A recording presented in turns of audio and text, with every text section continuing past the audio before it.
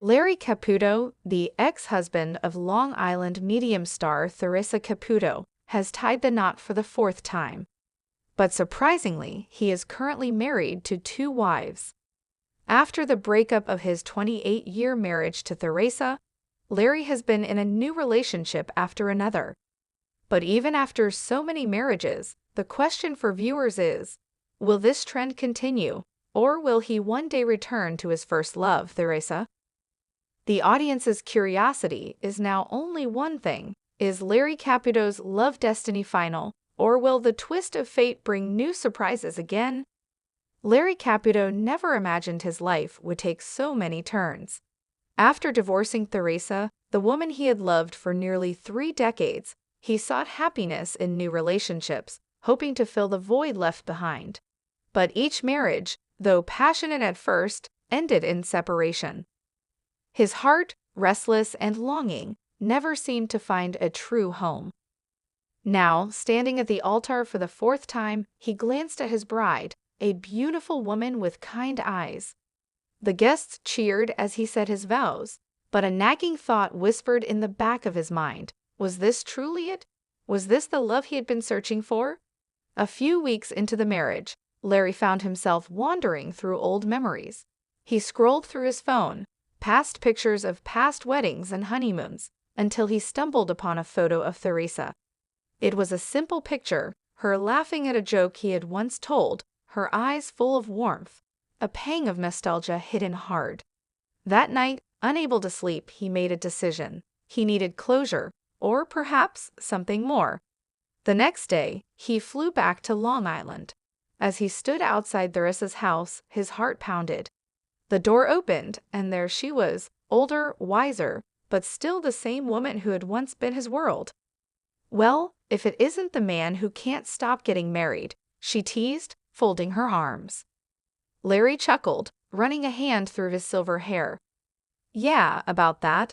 Maybe I was just trying to replace something I never should have lost." Theresa's smile softened. "Larry, life isn't about looking back, it's about moving forward." "But what if," he said carefully, "moving forward means finding my way back to you?" Silence stretched between them. Then, Theresa sighed, a small smile playing on her lips. "Let's start with coffee, shall we?" And just like that, Larry Caputo realized that sometimes, love isn't about how many times you try, it's about finally getting it right. However, Sophie had always been skeptical about mediums. But when her best friend, Emily, convinced her to attend a live reading by Theresa Caputo, she decided to give it a try. After all, what was there to lose? The venue buzzed with energy, filled with people holding onto hope, longing to hear from their loved ones. As Theresa walked onto the stage, her signature blonde hair and warm smile instantly put everyone at ease. "I'm feeling a strong presence," Theresa began, scanning the audience. "Someone here lost a brother, a younger brother, sudden passing." Sophie's heart skipped a beat. Could it be? Theresa's eyes locked onto hers. "Honey, he's standing right behind you," he's saying. "Tell her I never left." Tears welled up in Sophie's eyes. Her younger brother, Jake, had died in a car accident 2 years ago. She had never gotten to say goodbye. Theresa continued, "He's showing me a small blue car, and a song, something about forever young." Sophie gasped. Jake had owned a blue Mustang, and their favorite song had been Forever Young. "He's saying he wants you to stop blaming yourself. He says it wasn't your fault." Sophie broke down. That night, Jake had called her for a ride, but she had been too tired to pick him up. He had taken his own car instead, and never made it home. Theresa stepped closer. "He's holding up a bracelet. Does that mean anything?" Sophie reached for her wrist, where she still wore Jake's old leather bracelet. "He says, wear it, but don't wear the guilt. I love you, sis." At that moment, the weight Sophie had carried for 2 years seemed to lift.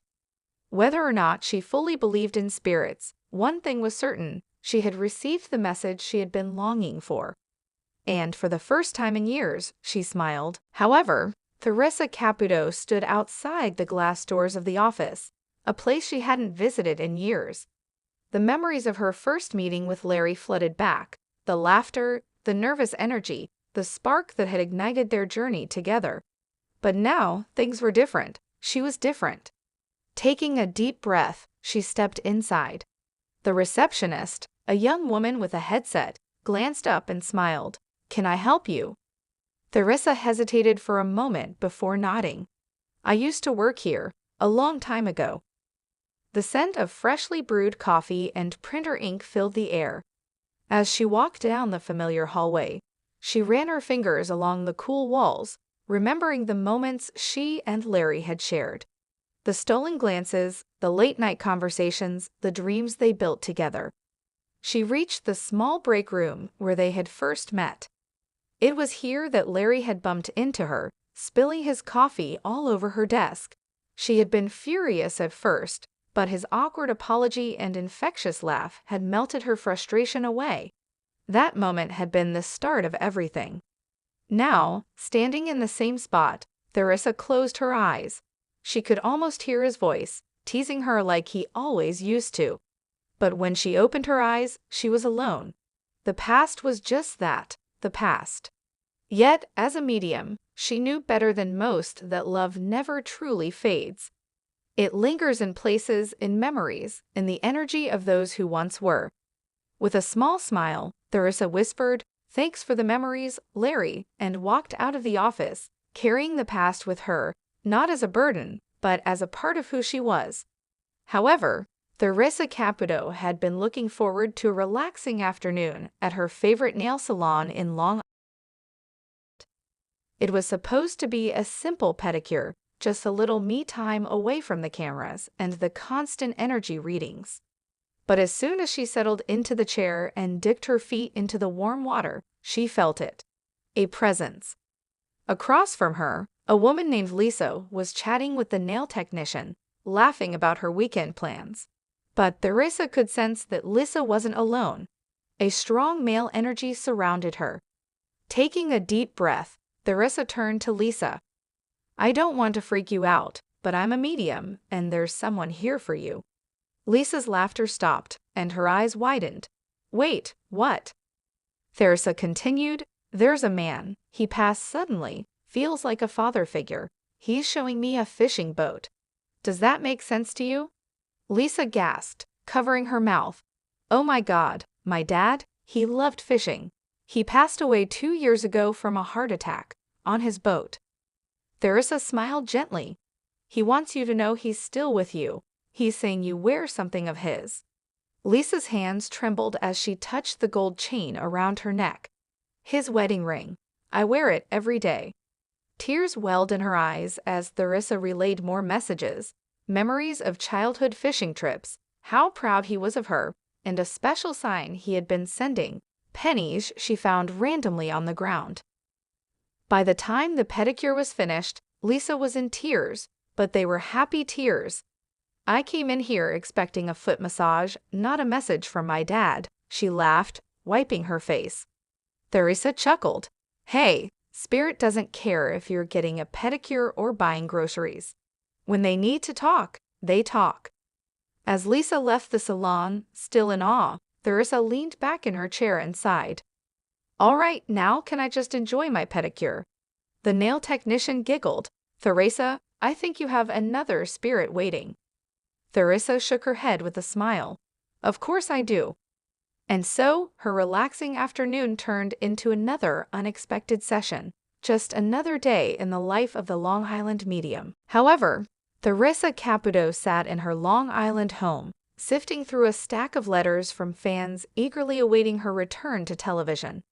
After years of connecting people with their loved ones on Long Island Medium, she was about to begin a brand new season. This time, she felt an even stronger pull from the spirit world. Something was different. On the first day of filming, she arrived at a cozy suburban home where she was scheduled to meet Maria, a woman who had lost her husband, James, in a tragic accident. As soon as Theresa stepped inside, she felt a rush of energy.